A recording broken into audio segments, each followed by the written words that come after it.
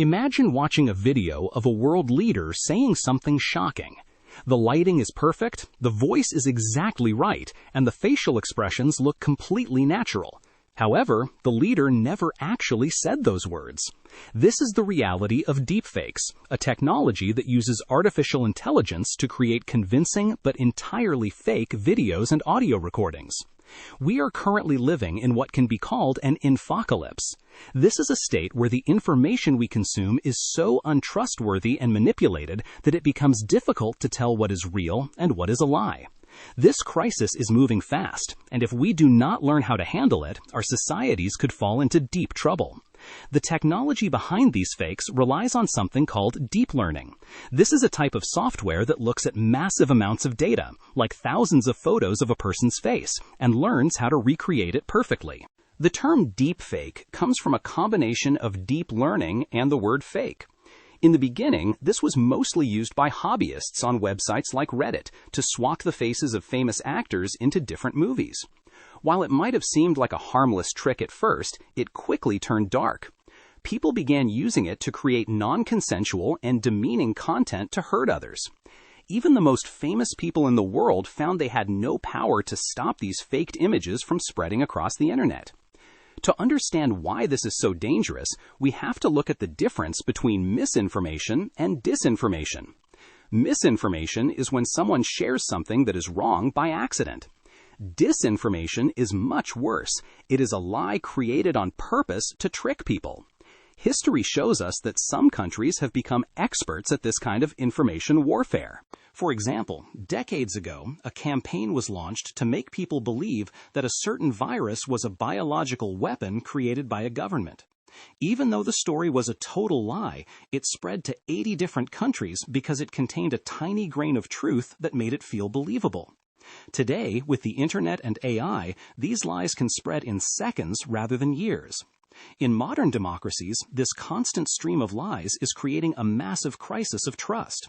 Many people now feel that their governments never tell the truth. This environment allows for something called the liar's dividend. This is a trick where a person who is caught doing something wrong simply claims that the evidence against them is a deepfake. As the technology gets better, it becomes easier for anyone to dismiss the truth by calling it fake. We are already seeing cheap fakes, which are videos that are simply edited or taken out of context to make someone look bad. When the public can no longer agree on what actually happened, democracy starts to break down. The danger is even higher in places where the law is weak and people have fewer protections. In some countries, deepfakes have been used to silence journalists who criticize the government. In one instance, a journalist was targeted with fake tweets and faked videos to ruin her reputation. This led to her receiving thousands of threats, eventually forcing her to stop her work.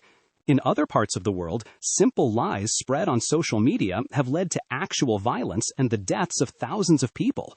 When hate speech is boosted by fake evidence, it can turn neighbors against each other very quickly. It is not just about politics, though.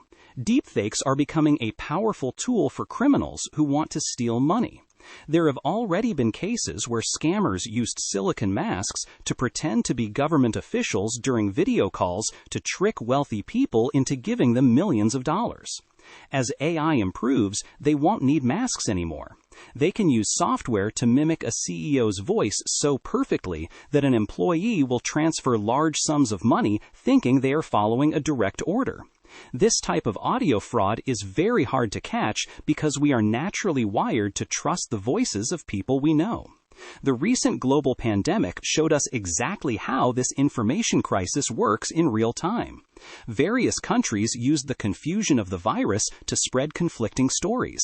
Some claimed the virus was a weapon from one country, while others claimed the exact opposite. The goal wasn't necessarily to make people believe one specific lie, but rather to make them so confused that they didn't know who to trust at all. When people are confused and scared, they are much easier to manipulate.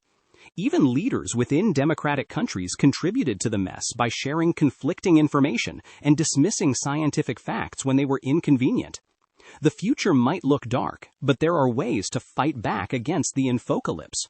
The first step is simply being aware that this technology exists and being more skeptical of what we see and hear online. We need to support honest journalism and use tools that check facts. There are even browser extensions and apps that can help us identify a website is known for spreading lies. However, just being careful as individuals is not enough. We need a more organized way to defend our information systems from these high-tech attacks. We can look at examples of countries that have successfully fought back. One small nation in Europe faced massive digital attacks years ago and decided to get proactive. They didn't just wait for the next lie to spread, they built an early warning system to tell citizens when a disinformation campaign was happening. They trained volunteers who were experts in technology to help the public respond to these threats. By building a strong system of defense and teaching people how to spot digital tricks, they were able to protect their society. Ultimately, we have to choose what kind of world we want to live in. We can either let deepfakes and lies take over, or we can work together to protect the truth. It requires us to be more responsible for the information we share and to demand better behavior from our leaders and technology companies. The quality of these fakes will only get better, making it impossible to tell them apart from reality just by looking. We must start building our defenses now before the line between what is real and what is fake disappears forever.